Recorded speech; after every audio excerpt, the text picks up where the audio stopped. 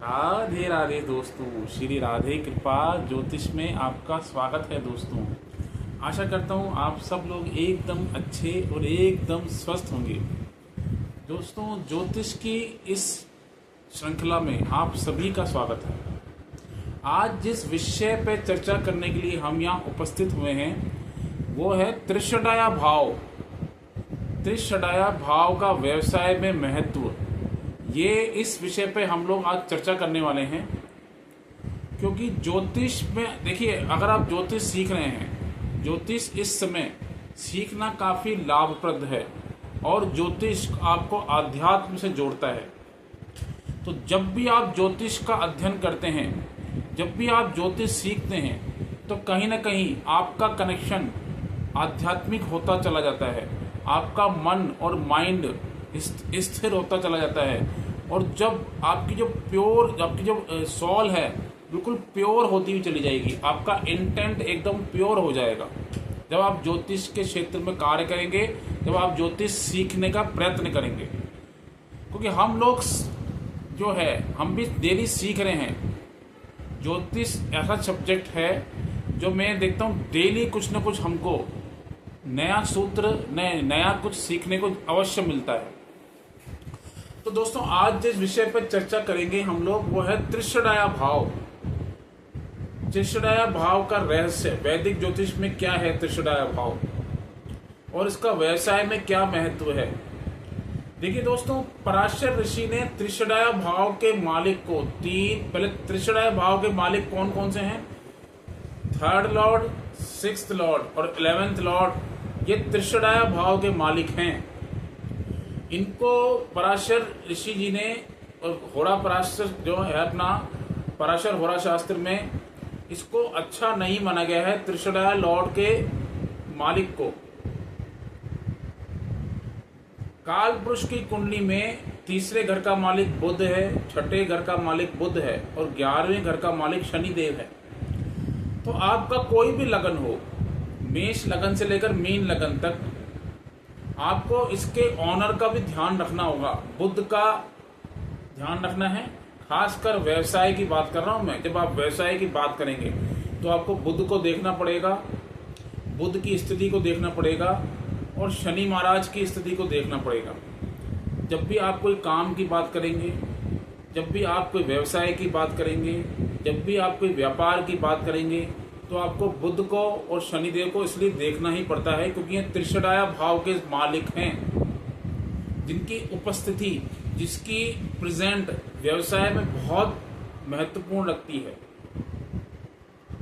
देखिए दोस्तों, त्रिषडाया भाव जो के ऑनर होते हैं और जो त्रिषडाया भाव में बैठे हुए ग्रह होते हैं, इनको आपको देखना कैसे है ये मैं बताना चाहता हूं और इनका प्रयोग आप व्यवसाय में कैसे कर सकते हैं। देखिए दोस्तों, देश काल परिस्थिति के अकॉर्डिंग पहले जो है इन घरों को और इन घरों के मालिक को, इसमें बैठे हुए ग्रह को अच्छा नहीं माना जाता था। बट जैसे जैसे परिस्थितियां चेंज होती जा रही हैं, जैसे जैसे टाइम चेंज होता जा रहा है, देश काल परिस्थिति के अकॉर्डिंग इन हाउसेस की उपयोगिता बहुत बढ़ गई है, स्पेशली व्यवसाय के क्षेत्र में। तो मैं आपको ये बताऊंगा, तीसरा घर, छठा घर और 11वां घर। तीसरा घर जो है दोस्तों, आप देखोगे आकर्षण का है, अट्रैक्शन का है। काम, क्रोध और लोभ, इसकी संज्ञा कैसे आपको लेनी है? काम मीन्स डिजायर्स। छठा घर किसका है? आपका क्रोध का है। क्रोध, स्ट्रगल, संघर्ष।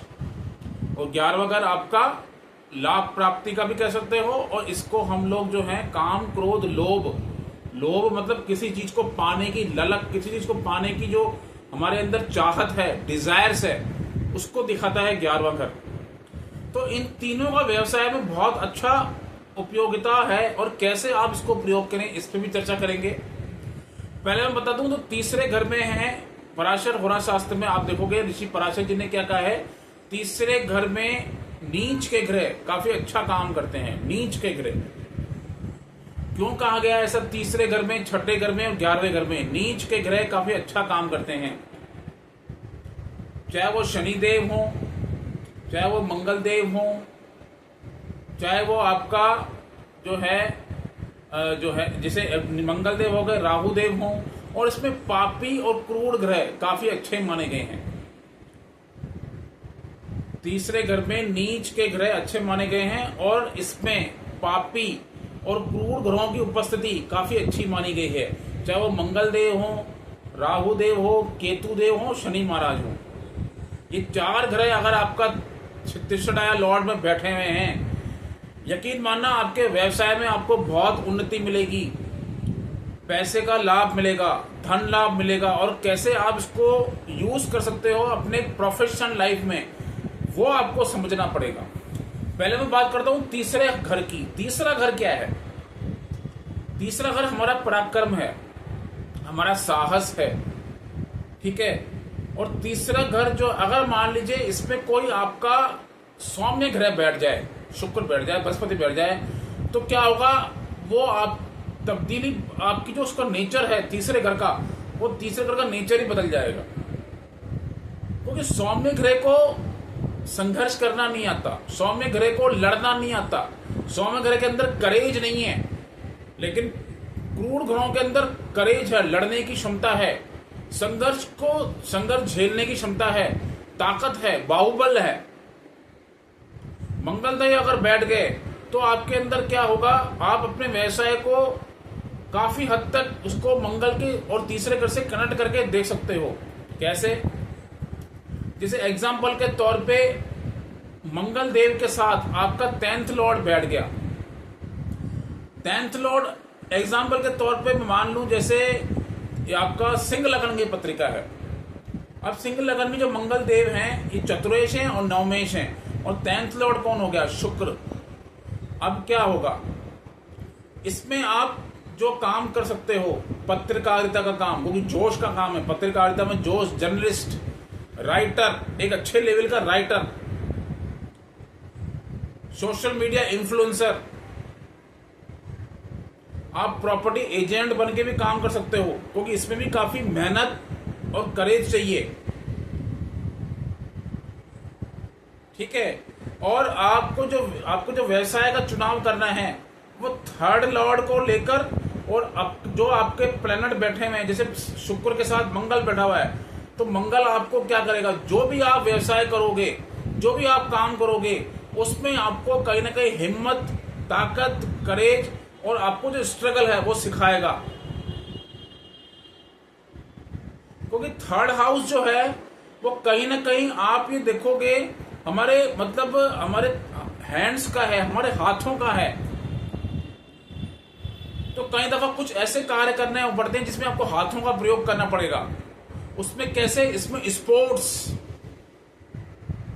स्पोर्ट्स की जो भी एक्टिविटी होती है, कई एक्टिविटी में हाथों का प्रयोग होता है, बल का प्रयोग होता है, ताकत का प्रयोग होता है।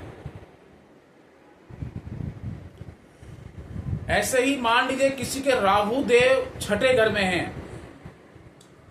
तीसरा घर जो पहले मैं बताता हूं, थोड़ा तीसरा घर जो है वो 10वें घर से 6ठा घर है।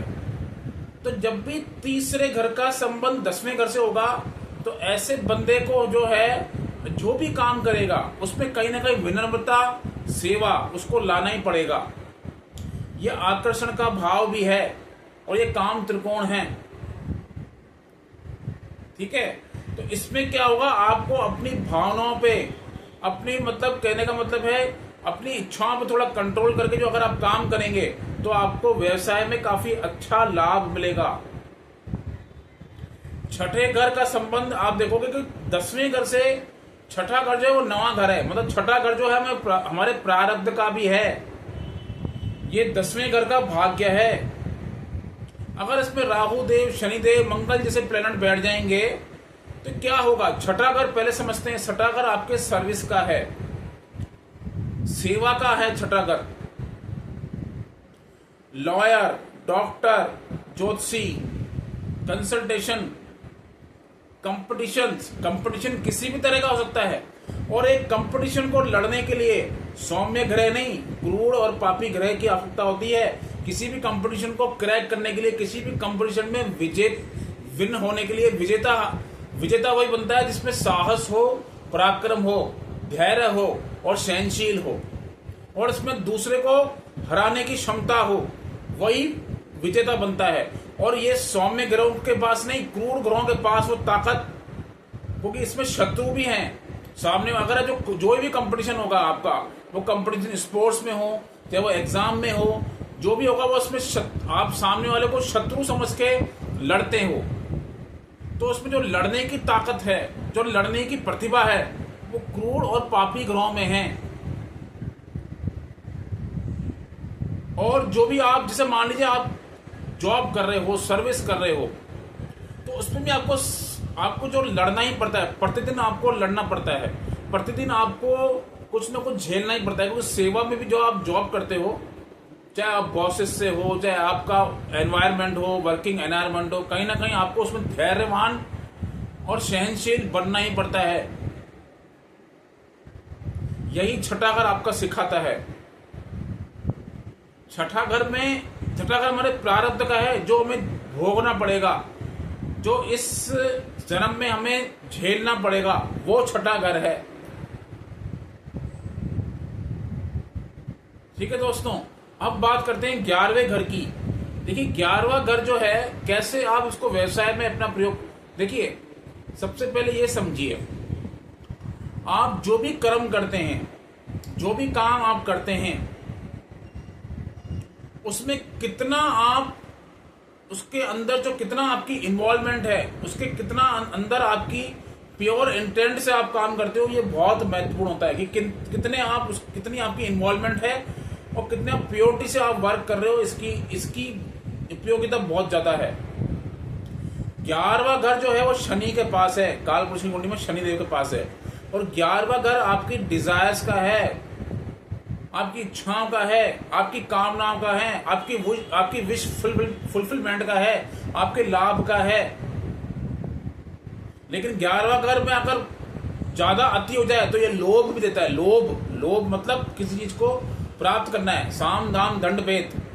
आदमी सोचता नहीं है, फिर वो उस चीज को प्राप्त करने की कोशिश करता है। वो डिजायर, आपकी कामनाएं जो हैं, उसमें कहीं ना कहीं प्योरिटी होनी चाहिए। ऐसा ना हो कामनाओं, क्योंकि छठे घर से छठा घर है 11वां घर, आपकी आपराधिक प्रवृत्ति को भी बढ़ाता है ये। इसलिए आपको जो अपनी कामनाओं को इतना विराम देना है, अपनी कामना को इतना आपको यूटिलाइज करके चलना है, ताकि वो आपको एक अच्छे कर्म करने की तरफ अग्रसर करे।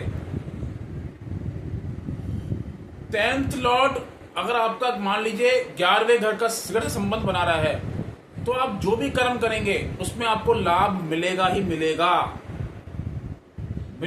लाभ मिलेगा ही मिलेगा आपको। अगर इसमें मान लीजिए 3rd लॉर्ड भी आके बैठ गया,